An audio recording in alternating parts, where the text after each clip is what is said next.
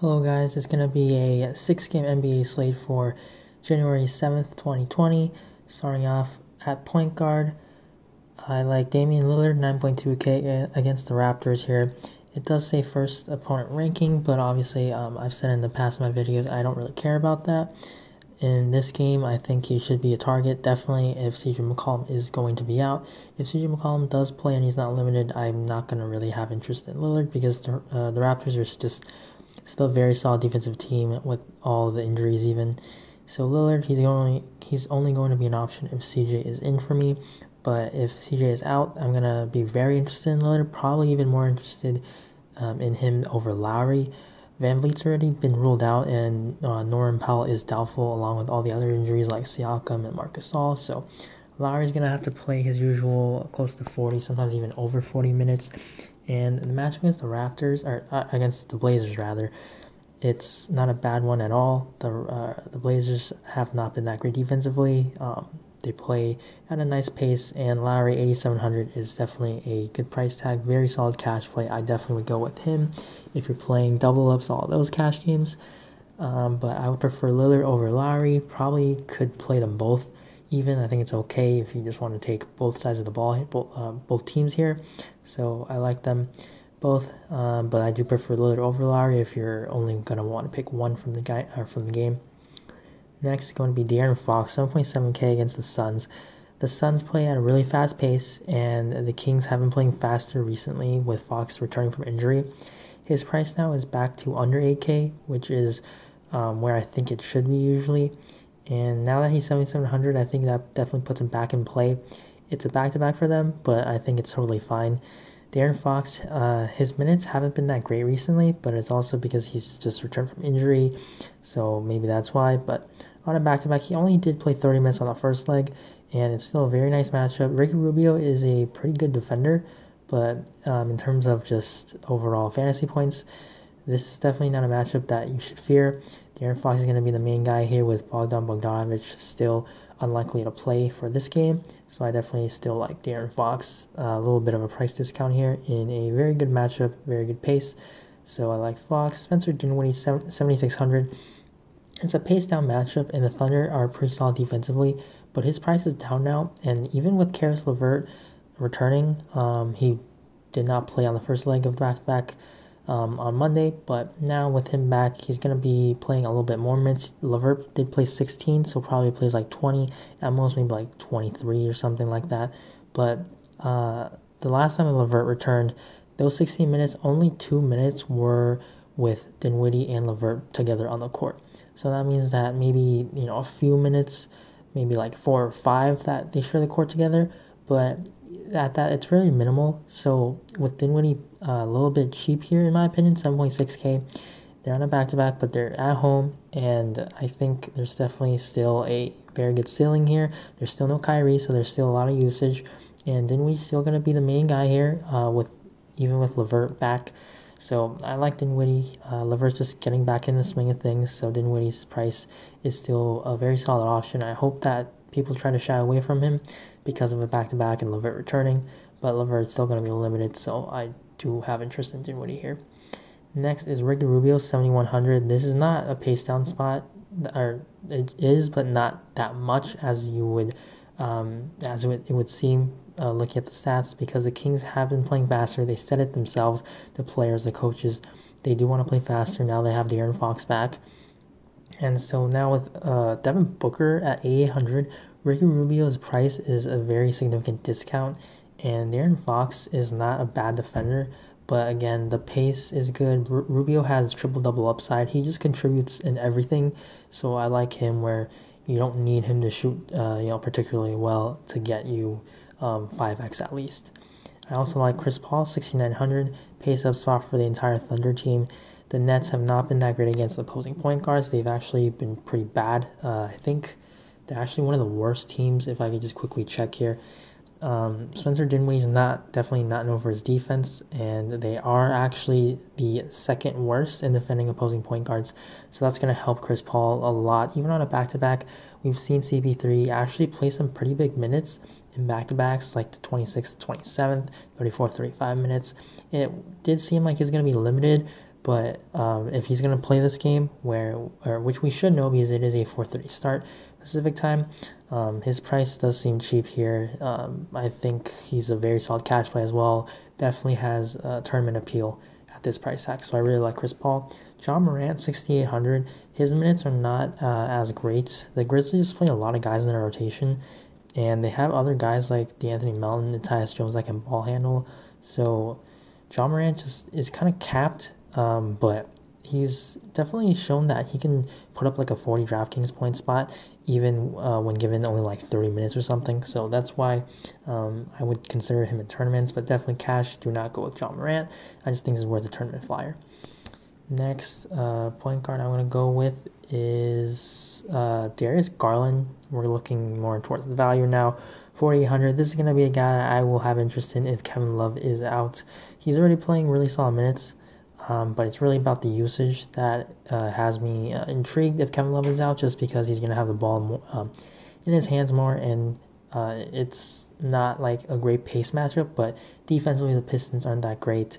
They're not bad, but just Garland should be able to have more opportunity if Kevin Love were to miss, and he's definitely cheap and he's playing a lot of minutes. Next is Jeff Teague, 4,700. His minutes are down, but that could be just because he missed a few games recently. He only played 17 minutes. Shabazz Napier still continues to start, and Andrew Wiggins is also back now, so definitely you can't really expect too much out of Jeff Teague, but if you were to randomly just start or just see like around 25 minutes, I think at this price, you definitely need to consider him. He's really cheap. If Karl-Anthony Towns were still to miss, then you definitely should consider all these Timberwolves. So Jeff Teague, tournament interest at the most, though. Next is, again, another Blazer, Anthony Simons, 4,200 if CJ McCollum is out. If he's out, Gary Trent Jr. probably starts, but Anthony Simons is going to be the guy that closes here for the Blazers, and this game, it does seem like it's going to be close. Again, it's not the best matchup because defensively, Raptors are pretty good still, but Simons should be able to play upper 20s, low 30s, and he even got 34 last game. But we probably shouldn't expect that. His shots he took 15 shots, which I don't think is a crazy amount for him to duplicate, but he's not really a playmaker. He's more of a scorer. He hasn't really shown that, so I think that Simons, if he's going to be very popular, I would try to be under the field, but 4,200 for a guy that if CJ McCollum were to be out, he is going to have a bigger role. If that's the case, I definitely do have interest here. And then next, the last one, going to be Frank Ntilikina if Alfred Payton is going to be out. Same with Devin Smith Jr. if he's out. But Kadeem Allen, definitely need to know that he's back from the G League and also he's back from injury. So he definitely could take up some minutes if Ntilikina were to get in foul trouble or hurt or something like that. But Ntilikina, it's a tough matchup. But if he were to start, definitely you need to consider him because any player that starts at 3,400 that can play around or over 30 minutes, you definitely need to consider no matter what the matchup is. So Frank, not going to be the best like chalk cash play in my opinion if Payne is out because of the matchup, but you definitely need to take a look at him. Next, onto shooting guard. There's not a whole lot of guys. I think I'd play a lot of like point guard, small forwards at this position. But other guys I haven't mentioned yet, shooting guard, Devin Booker, 8.8K. He's been playing really well recently. He's taking a whole lot of shots. He's making them. And 8,800, his price is going up, but he definitely deserves it. The Kings, again, they're not that great defensively. They have been playing faster. They're actually 6th worst against opposing shooting guards, so a very good matchup. He's going to get the ball a lot. Like, he's just a super talented offensive player. The price definitely is going up, and that's a concern, but I definitely think that you should still have some interest in Booker. Next guy is going to be Buddy Hield, 7K. For the Suns, they're actually the 7th worst in defense against opposing shooting guards. And if you're into DVP, Bogdan Bogdanovic still unlikely to play, so that should be a pretty good boost for Buddy Hield. He did not play well on Monday. His shots are actually weren't that bad. I remember he wasn't starting off well, but he ended up shooting better. We know he's just a shooter. He's going to take a whole lot of threes, and he definitely rebound, and he's getting some solid assist numbers, so he's not like a pure shooter like JJ Redick or something. He's a guy that can contribute in other categories, so on a back-to-back, he should be lower owned than he should be because of that, and 7K, definitely a very fair price tag given the role without Bogdan. Next, we're going to be looking at value. This is not like a very strong play, not core option, but Terrence Davis with Fred VanVleet out, he could potentially start, or maybe they go with like McCaw shooting guard and then push everybody up with Anunoby, RSJ. But Terrence Davis, if he were to start, I think you should be interested in him. If he's not starting, I don't want him. If he is starting, there's a potential for him to play like 30 minutes. He's not going to be like a terrific play. I don't think his ceiling is that high because his price is already up there. They did adjust his price. But Terrence Davis, the Blazers aren't that great defensively, so he's worth a shot. He does have some really good athleticism, so that's why you see rebounds and some steals. So I think he was able to shoot the ball and able to knock down his shots. Definitely he can hit 5x and over. Now on to small forward. I like Andrew Wiggins. Gonna be one of my favorite plays actually on the slate. 6.9K against the Grizzlies. His minutes were down, but that also could just because of being injured or with an illness. So if Towns were to miss, he's starting at the small forward position, and the Grizzlies have not been good. The Timberwolves actually play at a pretty fast pace, and the Grizzlies do as well, so it's not really a pace down spot. And the Grizzlies defensively, if you're into DVP again, they're 10th worst. So Wiggins in a good spot with elevated usage. That should go his way. His minutes should be able to go up. Given that his second game back is still going to be starting, and the usage is still going to go to him. He did not have a good shooting game at all, but we definitely are used to seeing him be a better scorer. So his points total should go up, and at 6,900, I think he's definitely too cheap for the matchup. So I really like Andrew Wiggins. Other guys that I didn't mention yet, LeBron, 11.2K. I prefer LeBron over AD, who I'll get to later, but they're only $500 apart now. And the Knicks, they have been pretty solid against bigs, just because they have so many guys that can go in, like Mitchell Robinson. There's foul trouble risk always with him, but he's big. He's 7'1", shot blocker. You have Taj Gibson, very strong veteran guy, gives you toughness. Julius Randle, Bobby Portis, all these guys, all these bigs that the Knicks can just throw out there. So it makes it tough for bigs. And LeBron, now that the price is a lot closer, I prefer LeBron over AD. So LeBron, not a core play for me, but I think that if you're going to want one of these Lakers studs, it's LeBron for me. Kelly Oubre, 7,300, good matchup for him. 7,300 is going to be a little bit expensive, but he's been playing really well. His minutes have been really solid, so the price tag is right. It should go up. I think it could shy some people away because his price is going up now, but I think he definitely deserves it. He's been rebounding well.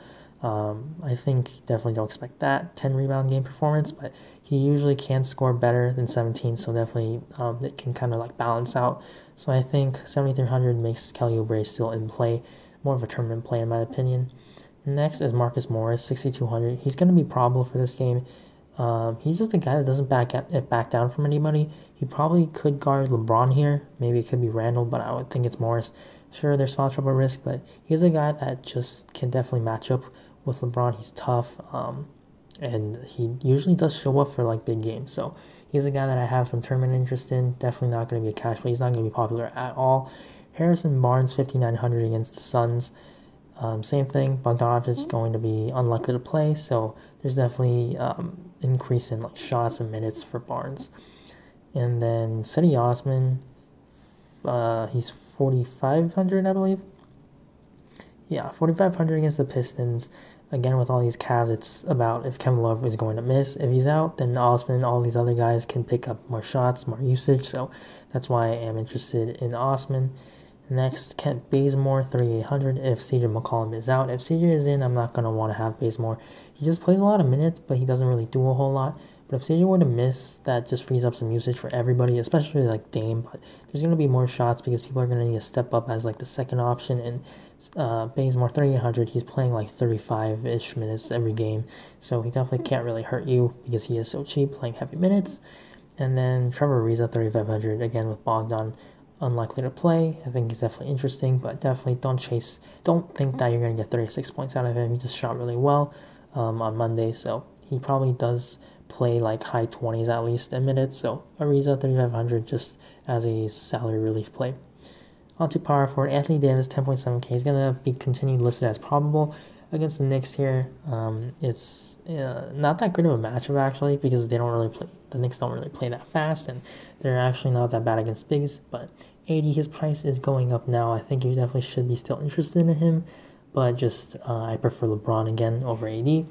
Next is Danilo Gallinari, 5,800. There's not a whole lot of upside. It's more of a cash play, but he's been playing like around 30 minutes. It's been pretty consistent, and his scoring has been really consistent as well. You kind of know what you're going to get out of him, and he hasn't actually been shooting that well, so there's definitely potential for him to hit like 40, which definitely is possible given this matchup. It is a very good pace-up matchup for them.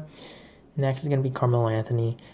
I would think that he definitely steps up as a second option here if CJ McCollum were to miss, and if he's going to take more shots than usual and he can make some, 5,700 with the kind of rebounds that he can definitely contribute is going to be a pretty solid play. He's probably going to be high owned in that case, but I just think that it's still not something that you should fade. I don't think it's like a cash play lock, but you definitely can consider him in cash, but also tournaments. Next is Nemanja Bjelica, 5.3K. If Marvin Bagley were to be out, though, if Bagley does return, it's going to probably take him out of my player pool. But do note that Richaun Holmes he actually left the game early on Monday, so there's potential that he could miss. And if that's the case, maybe like Harry Giles becomes a value play, but Bjelica's mids could be safer. So we're going to wait on Bagley and Holmes, but Bjelica for now definitely deserves a mention. Next, Torian Prince, 5K against the Thunder. He's just the guy that can rebound really well, shoot threes, so 5K seems a little bit cheap, even though it's a tough matchup. Next is going to be Romney Hollis-Jefferson, 4,800 against the Blazers. If he's able to start in this one, which is a possibility, and we should know that because it's a 4 o'clock start, I do have interest in him. He's a guy that can contribute in like a little bit of everything, and if he's starting, he probably starts at power forward, which means he's going to be able to go up against Melo, who's just RSJ, just a lot younger, a lot more athletic than Melo, so he could definitely get steals, rebounds pretty easily in this matchup. So RSJ definitely deserves a mention if he is starting. And then Sekou Doumbouya, 4,600 against the Cavs. If Blake Griffin's, he's already going to miss this game, but if he's able to start at power forward, there's definitely interest, especially if Kevin Love were to miss, because if Love were to miss, that takes out the foul trouble risk, because Doumbouya does have some foul issues because he's a rookie and he's still learning. I think he's like 19 years old, but he started at small forward against the Lakers, and I watched this guy play. He's actually not bad, and 4,600, his price is down now. The Pistons seem like they want to give him all the playing time in the world. He fouled out last game, so he could have played more than 34, and he actually started at small forward. Because they want to go with Wood and Drummond at the bigs. That's definitely still possible if Love and Thompson both were to play, but if Love were to miss, that's just amazing for Doumbouya, because then you probably insert like Osman maybe, who starts at power forward, which definitely matches up better, and that allows the Pistons to go smaller, so he could possibly go back to starting at power forward and lower foul trouble risk. So Doumbouya could be an excellent cash tournament play, in my opinion. Maybe could actually turn into chalk. So Doumbouya, very interested in him. And then lastly at the center, Andre Drummond, 9.7K against the Cavs. Drummond has done tremendous, just without Blake Griffin, like in his history with the Pistons. 9.7K feels like actually a little cheap because he's without Blake. He has a very solid ceiling here. It doesn't matter if Thompson and Love were to play or not. I just think that Drummond is still in play regardless. Obviously, if Love and Thompson were to miss, then man, like this is an absolute smash spot for Drummond without Blake. We can definitely see like a 20-20 game out of him, getting you like 60 DraftKings points. So Drummond's gonna be probably is gonna be my favorite center play, depending on if Love and Thompson were to be out. Next is gonna be Jonas Valanciunas, 7,200 against the Wolves here. His minutes definitely not consistent. His production's kind of all over the place, but that's what makes him very good for tournaments. He can definitely fill it up in limited time, so that's why I always will have interest in Valanciunas. The matchup is pretty solid, but that's also why it's priced up. So he's worth only a tournament shot for me, but definitely a guy that can be the person like that you win a GPP because of. Next is Steven Adams, 6,600 against the Nets. The Nets are not good against big men. It's been a thing for a while now. They're fourth worst, and center is a position that you definitely can't look at DVP. Both teams are in a back-to-back actually, and Nerlens Noel missed Monday's game, and that's why he played 35 minutes also, because he needed a matchup against Joel Embiid. But I'm not really chasing here, because if Nerlens Noel were to miss, it's Mike Muscala backing up Steven Adams at the center position, which we know that Muscala is not somebody that you're afraid of at that position, and that allows Steven Adams to pick up extra minutes at center. So with his price down now in a better matchup, it's a pace-up spot. Steven Adams is really consistent usually, and if he's able to play around 35 minutes, which he doesn't really need to, like if he plays 30, it's definitely still fine. So if Nerlens Noel were to miss this game, I really like Steven Adams as a solid play alongside Drummond as well. I think these two are going to be your main center plays for this slate. And then other centers are going to be the Cavs. So Ante Zizic and John Henson. I'm just going to talk about them together. They split the center minutes, so whoever starts, you definitely can just play like more of the other one, or if you need like the savings or whatever. But Love and Thompson were to miss. I definitely do like them both, but I wouldn't really want to play them in the same lineup because of like foul trouble or something would have happened. So I would make sure that you don't play both in the same lineup. But just Love, Thompson, and Furner miss. They probably play like around 24 minutes each, and they definitely are both capable of getting double-doubles. And the reason why I mentioned foul trouble is because it is the Pistons. They are pretty big. Andre Drummond, definitely someone that can just get you into foul trouble. So overall, on this slate, I really like Andre Drummond, regardless of what happens with the Cavs. And then Andrew Wiggins, one of my favorite plays. And then I'll put Damian Lillard here, Kyle Lowry right here. And then for value, you can definitely look at Anthony Simons. And power forward, I'll put Sekou Doumbouya in. So these 6 guys I like as of now. Obviously, if Cat were to play or CJ McCollum were to play as well, then this is going to change up everything. So to get updates, make sure you follow me on Twitter. I'll probably post as well in the comments section on YouTube. Also, you can just ask me any questions in the YouTube comments, or you can find my Twitter at Waffles. Link will be in the description. You can just ask me on YouTube or DM me on Twitter, at me, whatever works best for you, and I will do my best to get back to you as soon as I can. So thank you guys for watching. Please leave a like on the video if you enjoyed, and also subscribe to the channel if you want to see more videos. So as usual, good luck on this slate, and I will see you in the next video. Bye.